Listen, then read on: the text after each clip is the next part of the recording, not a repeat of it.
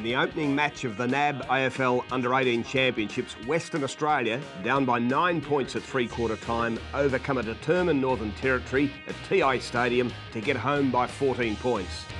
A star for WA was medium midfielder Jager O'Meara, wearing number 8, who finished with 26 disposals, kicked a terrific team-lifting goal and had a game-high 8 tackles for his side to help the Sandgropers to victory.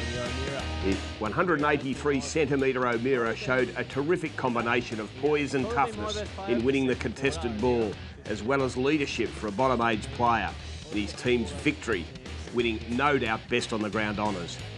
This young player has got rare vision and awareness and athletic ability and looms as trade incentive for Greater Western Sydney.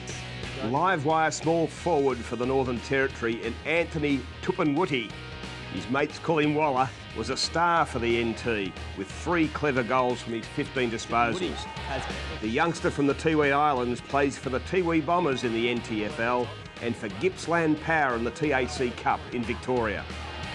Left or right foot, Tupanwuti skill inspired his teammates, as it certainly went very close to upsetting the very fancied and highly regarded Western Australia, a Division 1 opponent. Tupanwuti, here he is.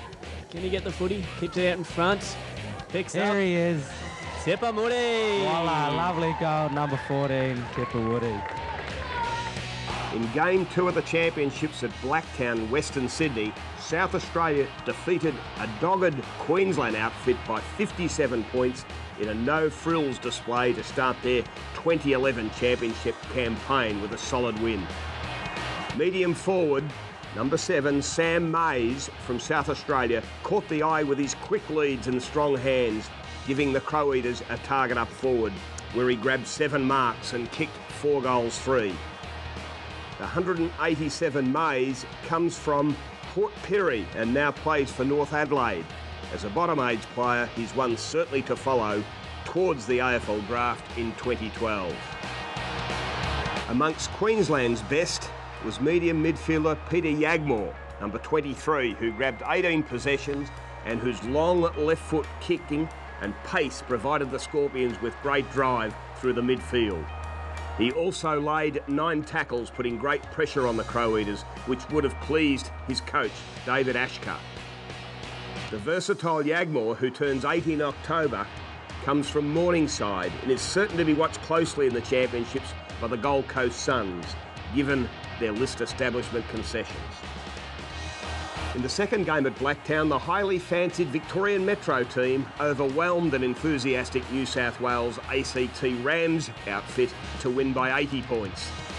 The star for the Vics was medium defender, number 32, Brandon Ellis, who read the game superbly, gathering 29 disposals, including 11 contested, and rebound countless times the many attacking moves of the Rams. The West Coburg 17-year-old plays for the Calder Cannons in the TAC Cup, where he's having an outstanding year after playing in their 2010 Premiership side. Alice's attack on the ball and his ball usage were first class, which would have delighted his coach, former Blue, Rowan Welch. For the Rams, you couldn't miss a giant left-footed ruckman, Jared Witts, number 30.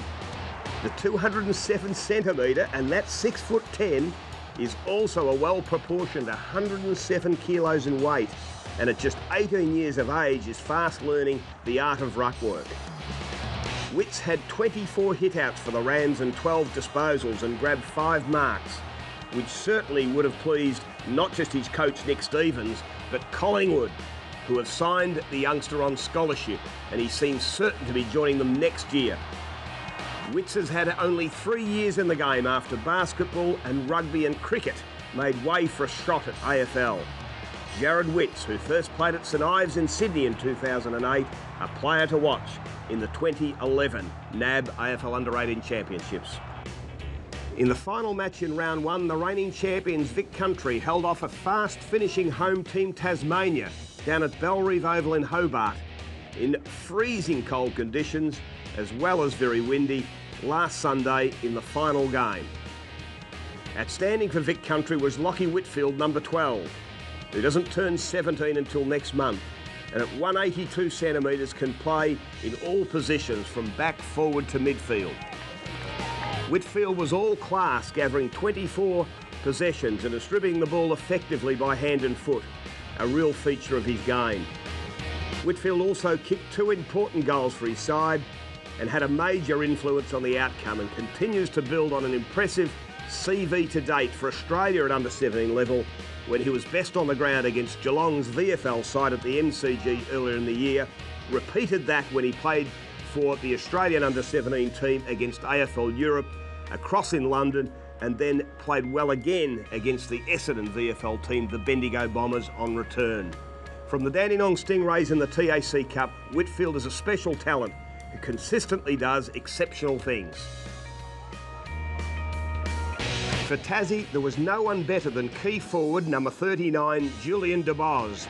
The 193 centimetre, that's 6'4" forward, kicked 7 goals straight in an outstanding performance, continuing on his good form this year for the Tassie Mariners.